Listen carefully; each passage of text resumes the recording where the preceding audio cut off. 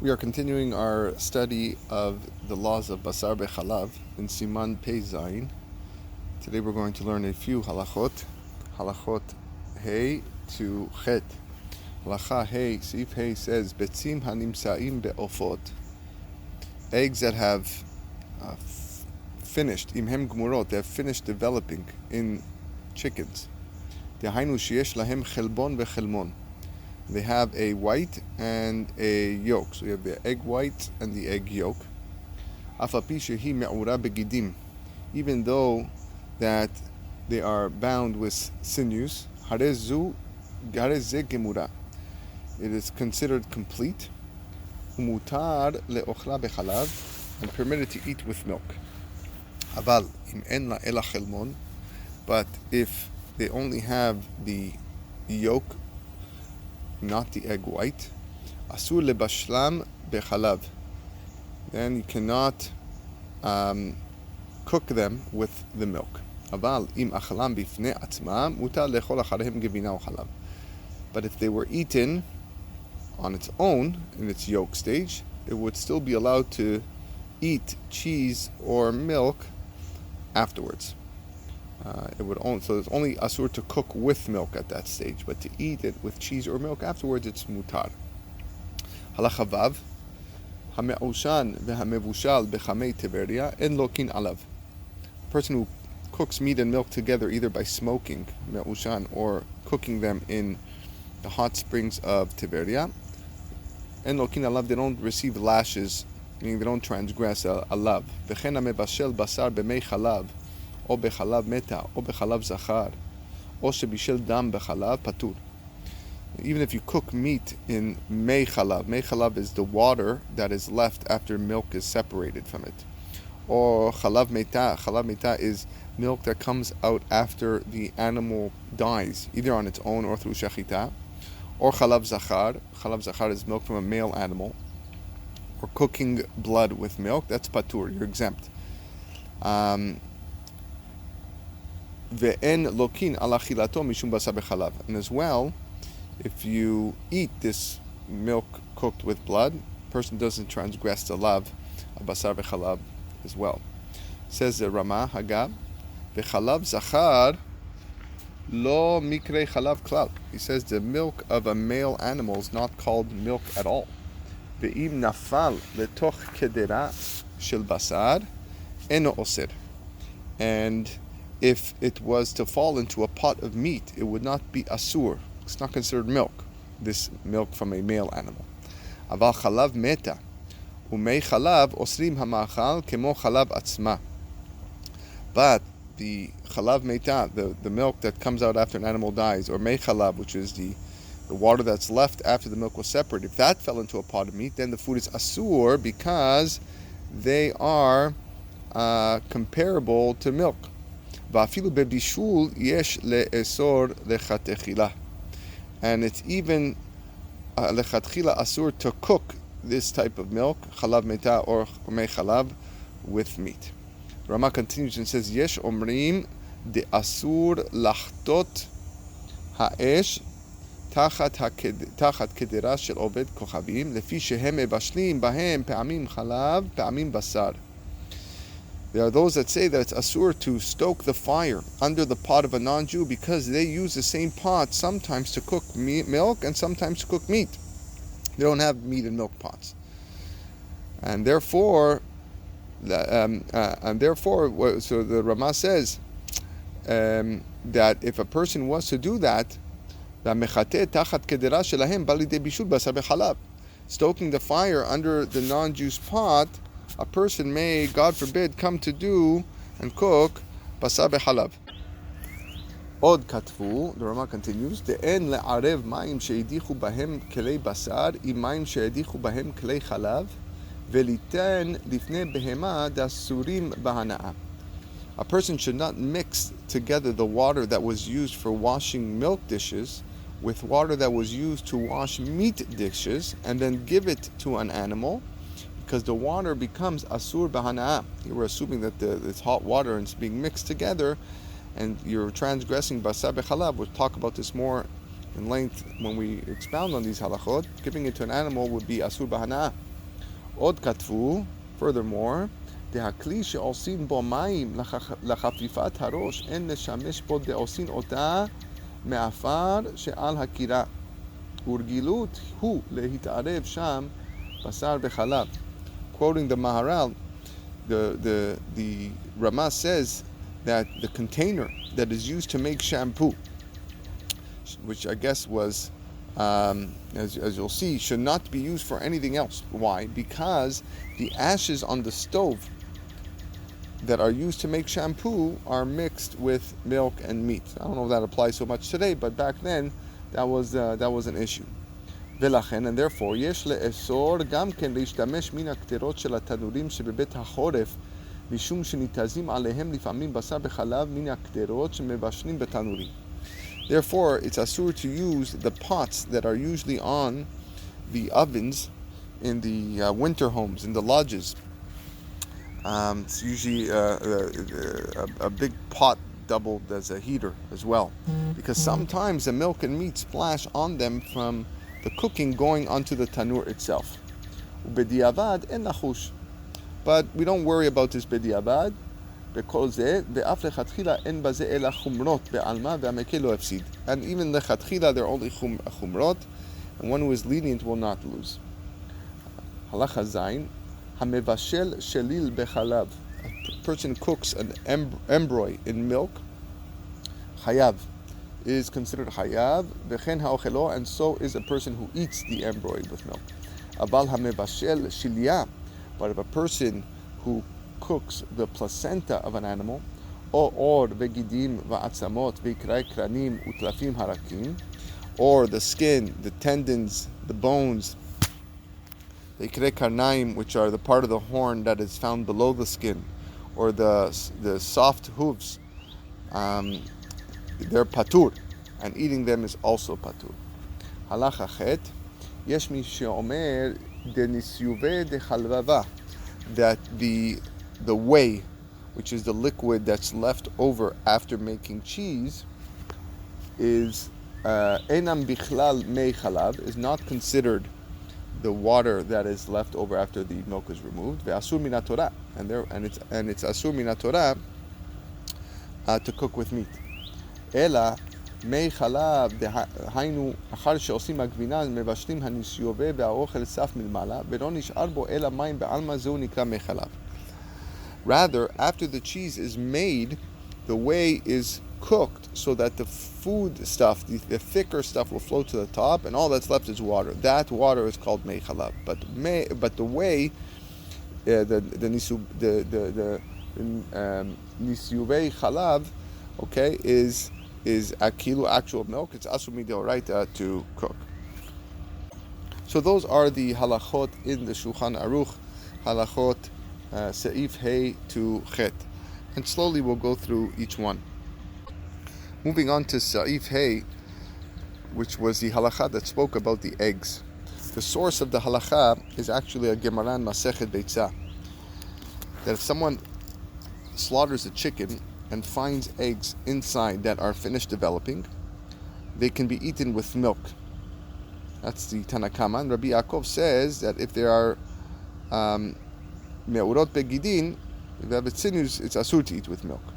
Now the Tur comments on this and says that eggs that are found in chickens are mutar to eat with milk if they are gmurot, they're finished. But if they're not gmurot, then they are like the chicken, and therefore you wouldn't be allowed to eat them with milk. The Rashba says that to be considered gmurot, it has to have both the chelmon and the chelbon, which is the yolk and the white. That's considered gmurot. Rashi argues and says that as long as it has the chelmon, then it's called gmurot. So the Shulchan Aruch is posek like the Rashba, that it needs to have both, and that's what's considered finished. The Taz and the Shach both bring that there's a minhag to forbid any eggs that were found in the chicken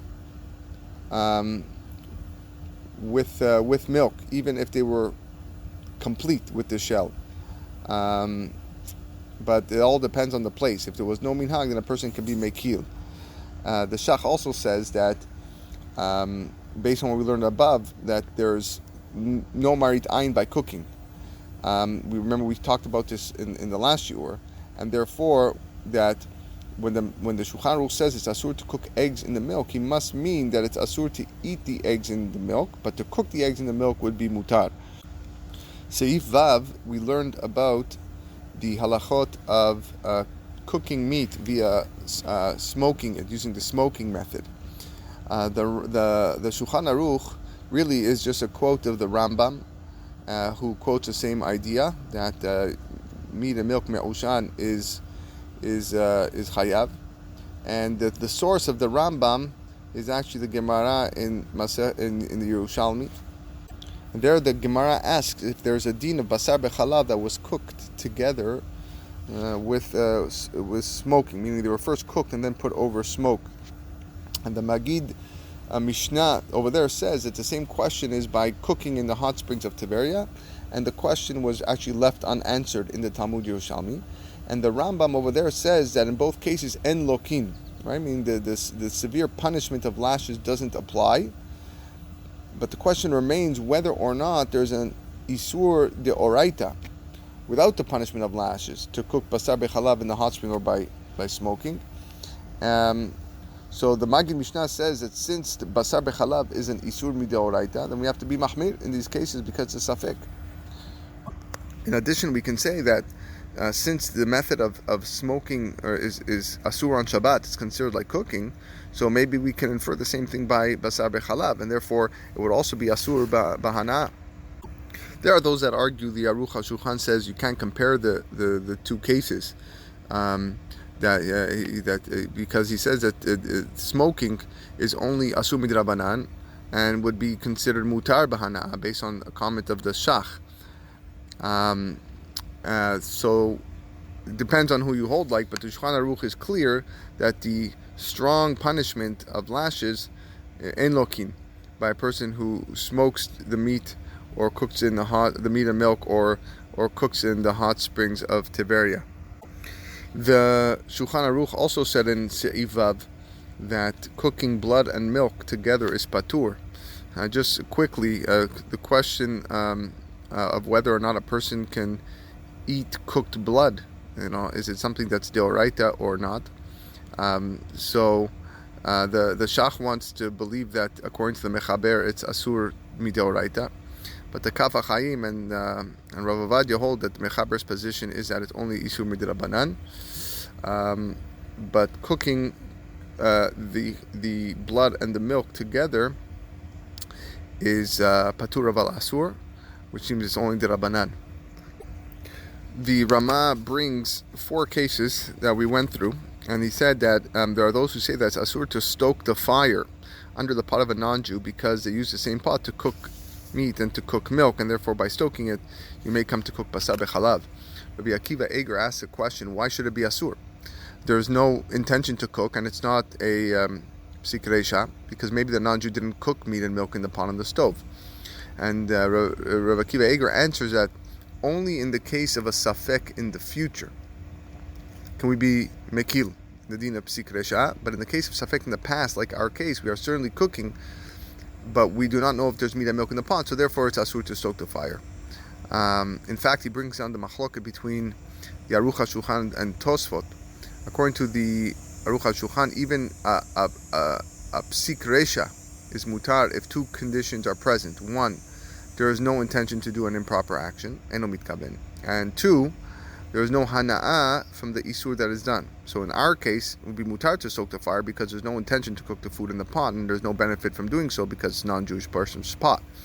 Tosfot argues and says that midrabanan, these heterim don't apply, even when the 2 conditions are present. So stoking the fire would be asur. So according to Tosfot, the Taz seems to follow like the Aruch and says that we can stoke the fire. Another reason to allow stoking the fire is a rule that's called stam keli eno ben yoma, that most kelim, there's a general rule, haven't been used within 24 hours, within a day. After 24 hours, the food that was absorbed in the walls of the kli would have spoiled. And derech bishul doesn't apply if the meat or milk has spoiled before they are cooked together. Therefore, if we can actually determine that the kli on the stove is ino ben yomo, is not within 24 hours, then we can soak the fire without a problem. The question is, how can we be sure? The halachic way of removing a doubt is to create a svek sveka, which we'll see. So now, according to the Rashba, we can say that the pot has not been used within the last 24 hours, and even if it was used, maybe it was only used for water. According to the Tur, we can say that maybe the pot has not been used within the last 24 hours, and even if it was used, maybe the food that was cooked in the pot is giving a bad taste to the food being cooked now. There's your svek sveka. But according to the Tur, that svek sveka only helps to be matir, the food being cooked in the pot, but not the cooking itself. So it would be a problem for the Tur to stoke the fire, but not for the Rashba. Mixing milk and meat in the dishwasher together. The Shach says that the water needs to be yad soledbo in order for there to be a problem.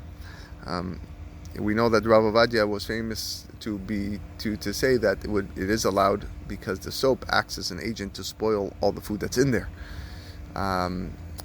So it's important that to put meat and milk dishes in the dishwasher, even with mamashut, because the soap acts as a spoiling agent. We'll talk about that later on.